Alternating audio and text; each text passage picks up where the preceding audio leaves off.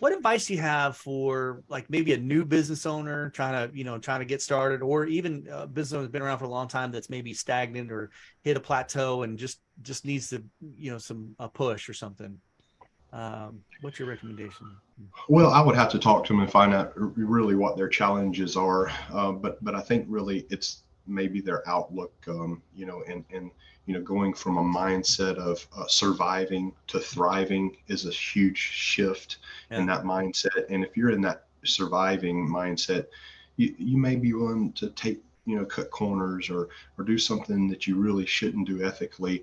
And we found through all of these challenges we've had, we've always taken the high road. The Mr. Reader has a code of values that we say at the beginning of every meeting, and we try to stick by those code of values and stay ethical. And there's been times where we didn't have the cash flow and we had a customer that maybe we could have done better, and we said, okay, we've got to return the money to them, and we didn't have the money to return to them, but it was the right thing to do, and it came back and blessed us in a positive way. So I'd really have to see what their situation was, but the mindset's going to be the first. Yeah, for sure. And the other thing is, for me, I think whenever I go out, because we go out and we mentor a lot of new Mr. Rooters, and we mentor other companies. It's not just, we don't just do it for the Mr. Rooters, but the main thing that I tell them, and I say, okay, I so want to help you, be very helpful, but here's what I want to know right up front. If I tell you the fish stinks from the head down, are you going to be okay? And they start laughing and they're like, yeah, because usually the problem is upper management.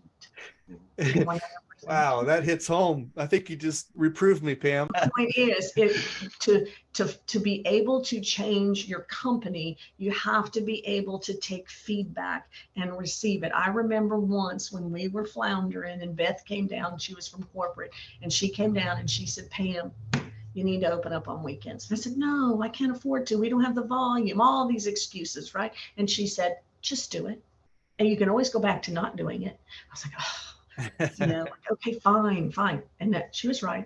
I was wrong, and it's being able to do that when somebody says, look, just try it. You can always go back to being a failure. Yeah. Just try it. Yeah. Yeah. Yeah. You have Well, to be you a guys little are bit amazing. uncomfortable to grow.